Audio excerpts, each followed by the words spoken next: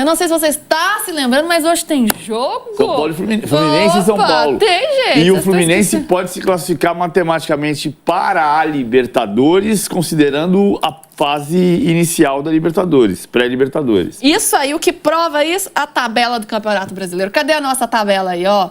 Cadê o Fluminense? 7ª colocação com 55 pontos. E o São Paulo, que vem na sequência em 8º, tem 48. Então, são 7 pontos de vantagem. Se o São Paulo não ganhar, olê, olá, o Fluminense vai classificar. Fluminense vai classificar. A rima ficou boa. Ficou boa. Mussete, apesar deles estarem ali juntinhos, né? Um na 7ª, outro na 8ª colocação, acho que a distância de pontos mostra a distância também entre esses dois times hoje, né?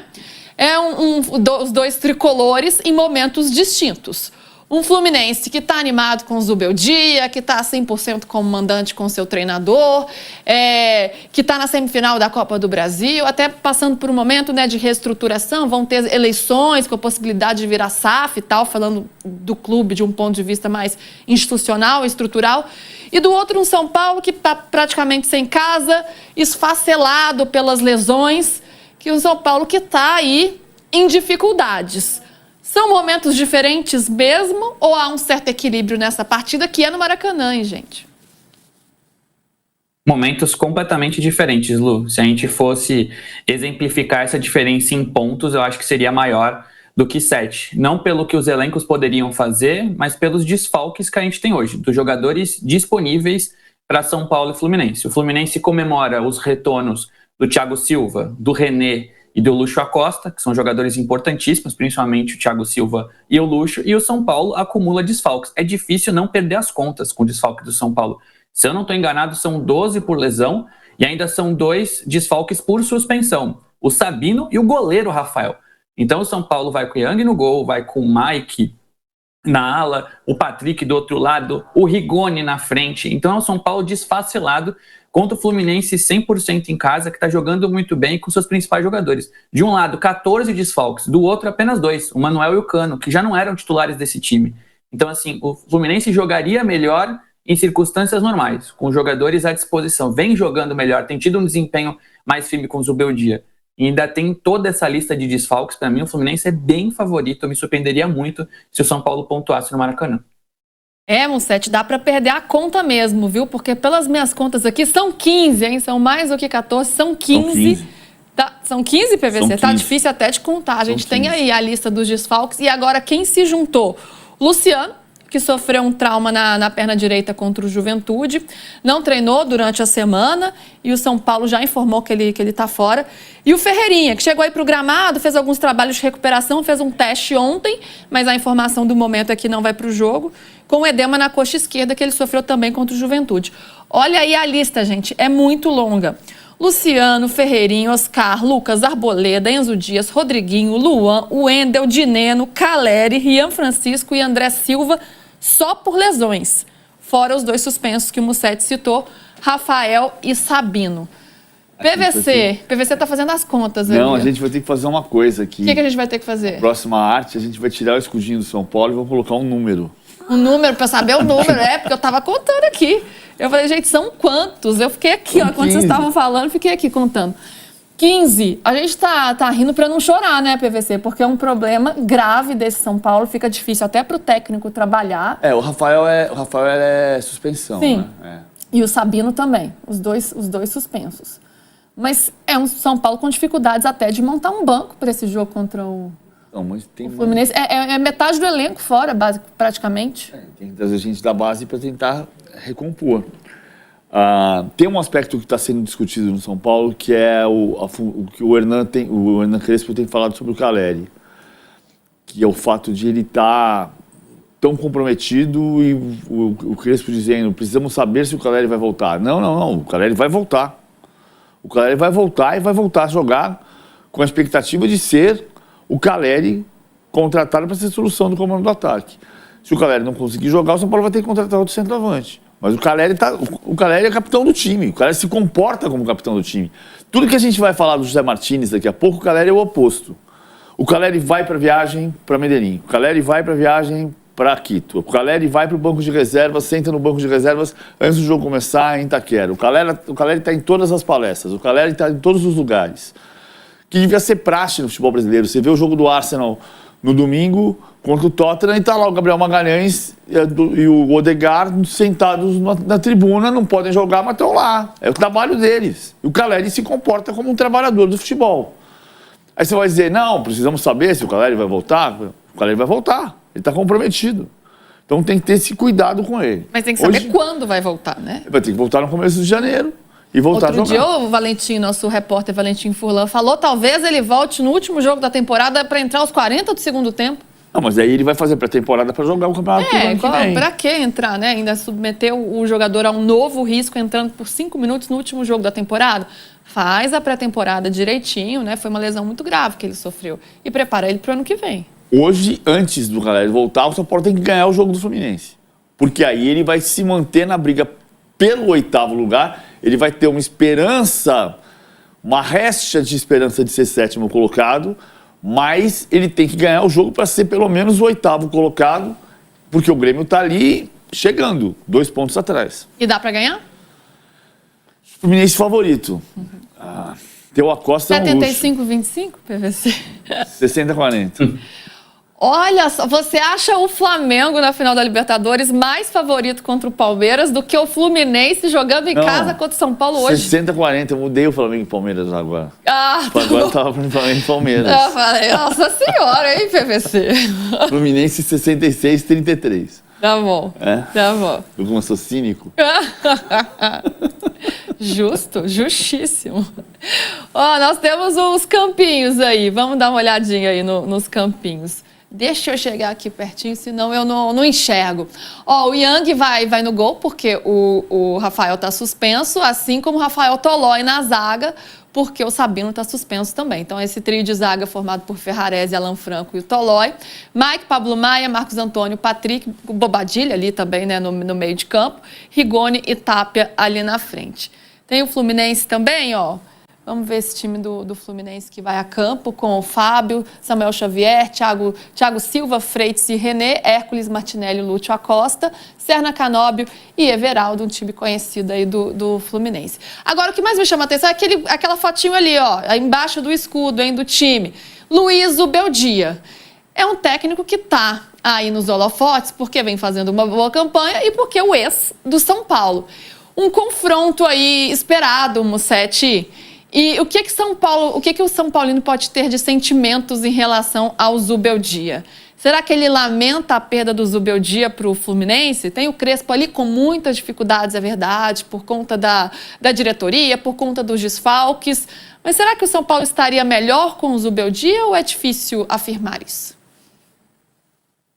É difícil afirmar, mas eu penso que o torcedor do São Paulo não está frustrado com a saída do Zubeldia. Eu acho que o torcedor do São Paulo, em linhas gerais, entende que o Crespo não é o maior dos culpados. A gente pode colocar a gestão do São Paulo em primeiro plano, depois a gente pode falar do departamento médico, dos desfalques. Eu acho até que, pelos problemas que o São Paulo tem enfrentado, o São Paulo é muito competitivo por conta do bom trabalho do Crespo.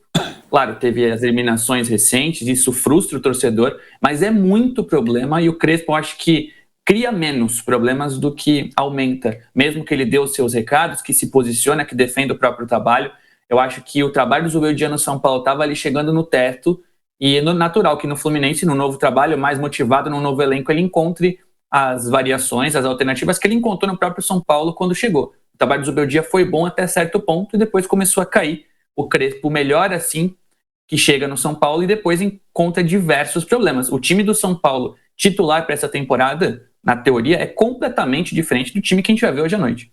Quais jogadores do time de São Paulo hoje seriam titulares se todos estivessem à disposição? São pouquíssimos. Marcos Antônio, Pablo Maia, talvez, o Bobadilha.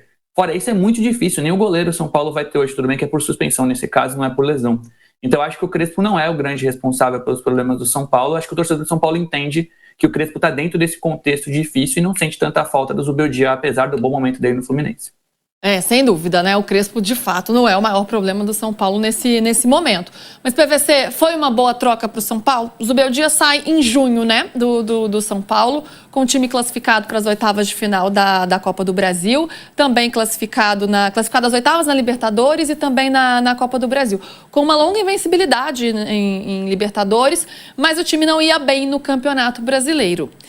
É até difícil colocar uma régua nessa trajetória do São Paulo por conta desses desfalques todos? Como é que você vê essa troca? Que efeito ela teve de fato no time? O Zubeldia pediu para sair, né? Depois daquele 3-1 do Vasco e no Morumbi, se imaginava, a diretoria não queria mudar o Zubeldia pediu demissão, estava desgastado, achou que não ia, daquele mato não ia sair mais coelho e pediu para ir embora. Eu acho que em condições normais o São Paulo não teria demitido o Zubeldia. O Zubeldia faz um belíssimo início de trabalho no Fluminense. Ganhou todos os jogos em casa no Maracanã, por exemplo. Só tomou um gol de pênalti do Jorginho. Então, temos a lista aí, ó. 1, 2, 3, 4, 5, 6 jogos como mandante. Tomou um gol só. De invencibilidade. Pois é. Aliás, estou até procurando o gol aqui. Jorginho, o Fla-Flu. O Fla-Flu não está aqui ainda, não. Não está aqui na nossa... O Fla-Flu foi Você está atualizado aí no meu roteiro. Fluminense 2, Flamengo 1, era mando do Fluminense no Maracanã. O gol do Jorginho no finalzinho da partida, o único gol que o Fluminense com o Zubeldia tomou no Maracanã. Isso mesmo. Então, o São Paulo não foi uma boa troca. Agora sim, ó. Então, venceu o Botafogo, o Galo, Juventude, o Inter, Ceará, Mirassol e tomou esse gol que o PVC está citando contra o Flamengo. Perdeu para o Vasco no Maracanã, mas não era mandante, né? Não era mandante. Então, como mandante, 100%. E é o que ele vai tentar manter hoje, porque se mantiver, com um empate, inclusive, ele classifica para a Libertadores. O Crespo vai dizer que ele estava brigando contra o rebaixamento quando chegou. Não é bem verdade. Porque era a 12ª rodada, o último jogo antes do Mundial de Clubes, mas o São Paulo estava em 14º lugar, estava 1 ponto na frente da zona de rebaixamento, porque era o início do campeonato. Mas ele estava em 14º lugar, não estava brigando para não cair. É um exagero dizer que o São Paulo estava brigando para não cair quando o Crespo chegou. Que eu me lembro, estava 1 ponto da zona do rebaixamento. Mas era 14º lugar, ou seja, tinha um monte de gente nessa mesma situação, porque o campeonato estava começando. Então não é bem verdade que ele estava brigando contra o rebaixamento. Cheguei e o time estava brigando contra o rebaixamento. Não, o time estava tentando engrenar no começo de temporada, no começo de campeonato. Então, acho que o Zubeldia fazia um trabalho razoável neste ano e saiu pelo desgaste. O São Paulo precisa entender que o São Paulo montou um time e joga com um time reserva. Então, a temporada desse ano do São Paulo é fracassada por causa do departamento médico. Não é necessariamente culpa dos médicos, mas é uma investigação que precisa ser feita e também o entendimento de que houve algumas questões que são alheias aos médicos. Tromboembolia pulmonar, fratura de 3 vértebras, essas coisas são alheias ao departamento médico. Acontecem. Ô, Mussetti, pelo lado do Fluminense, é um time que melhorou com a chegada do Zubeldia. Antes estava o Renato, que também pediu para sair, que fez uma grande campanha no Mundial de Clubes, mas depois do Mundial as coisas não estavam se encaixando tão bem. E agora parecem que entraram nos trilhos aí com o Zubeldia, né? Tanto que o time está na semifinal da Libertadores, garantindo a sua vaga aí na Libertadores, semifinal da Copa do Brasil, perdão, e garantindo sua vaga na Libertadores via Brasileiro também. É um Fluminense que melhorou? Melhorou, Lu. O trabalho do Renato foi maravilhoso no Mundial, mas pós-Mundial estava muito ruim. Eu acho que o Renato estava ali insistindo em algumas opções, tentando recuperar atletas e sistemas de jogo e variações que já não funcionavam mais. Então o próprio Renato parecia muito de saco cheio, né? Já tinha ameaçado sair anteriormente e o Zubeldia chega para oxigenar essa equipe. É uma equipe que compete muito. Se a gente pegar Canóbio e Serna, eles marcam mais que atacam. É impressionante o que esses caras correm. O São Paulo vai ter muita dificuldade com o Mike e Patrick pelas alas hoje. Eles marcam muito. O Everaldo também ajuda demais. O Lúcio Acosta chegou para ajudar demais essa equipe do Fluminense. O Renato tinha aquela insistência no Soteldo e tudo mais. Então, o trabalho do Zubeldia é muito bom. Melhorou demais o time do Fluminense. Agora é olhar para frente, porque geralmente quando se chega depois de um trabalho que vinha em viés de baixa tem aquele ânimo, aquela melhora que depois é mais difícil de sustentar. Isso aconteceu com o próprio Crespo. Então vamos ver essa reta final do Fluminense, certamente confirmando vaga na Libertadores.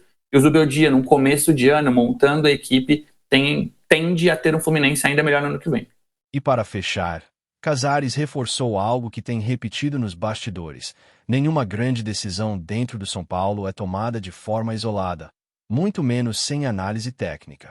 O presidente deixou claro que, apesar de entender as narrativas externas e as críticas vindas de outras torcidas, e até de outros treinadores, o clube está focado em proteger seus atletas, preservar a integridade física do elenco e evitar qualquer risco adicional numa reta final tão desgastante como a atual. Casares insiste que não existe manobra política, medo de protesto ou tentativa de afastar pressão.